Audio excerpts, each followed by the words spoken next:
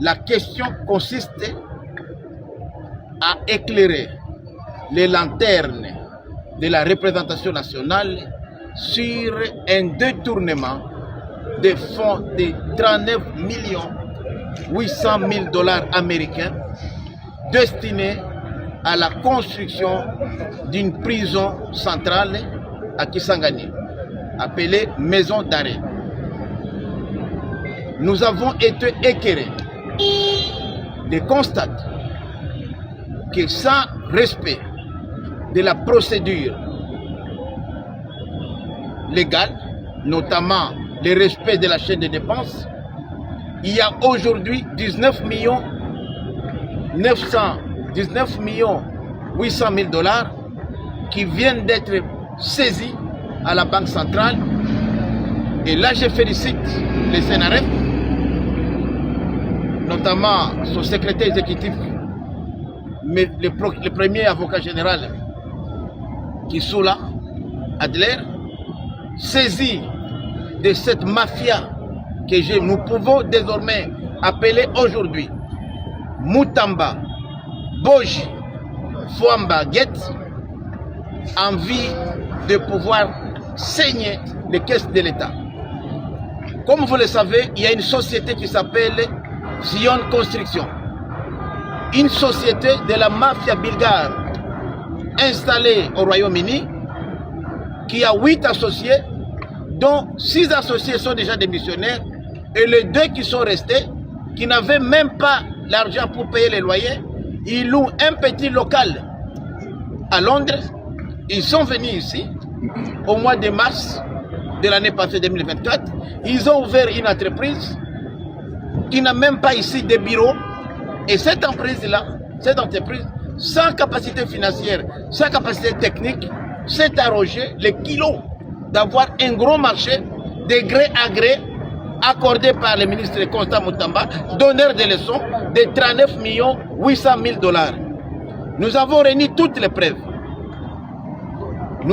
Notre question consiste à demander à monsieur le ministre Mineta Mutamba, pourquoi y a-t-il urgence à construire une maison d'arrêt à Kisangani qui n'a même pas été prévue dans le budget 2025?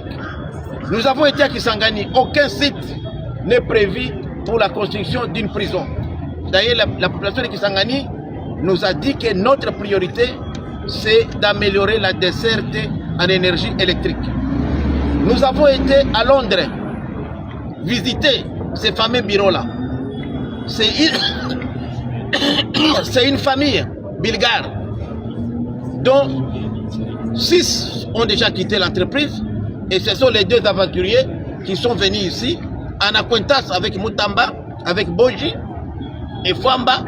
Ils ont réussi à faire décaisser du trésor public un montant faramineux de 39 800 000 dollars. Vous vous rendez compte, pendant cette période de guerre. Là, nous donnons raison à Nanga, qui avait dit qu'il avait ses représentants dans le gouvernement comme dans les institutions du pays. Puisque c'est inacceptable, inadmissible, pendant cette période de crise, qu'un montant aussi important puisse sortir du trésor public sans respecter la procédure. Nous avons été saisis par un courrier du 1er avril 2025 de M. Mutamba adressé à la Première ministre pour solliciter l'approbation de ce marché de gré à gré. Mais nous n'avons pas eu l'autorisation de la Première ministre conformément à la loi. Nous demandons au ministre d'État Boji de nous donner les DTO, le numéro de DTO, et sur base de quoi il a liquidé, puisque la direction générale qui s'occupe des passations des marchés a écrit au ministre pour lui accorder cet avantage-là. Sur base de quoi ils l'ont fait. Et je vous dis sincèrement que cette affaire ne fait que commencer. En tant qu'élu légitime du peuple, nous allons transformer, puisque si nous ne sommes pas satisfaits, cette question a une interpellation. Et déjà, nous avons déjà commencé en même temps à récolter des signatures conformément à notre règlement intérieur pour présenter leur motion de défiance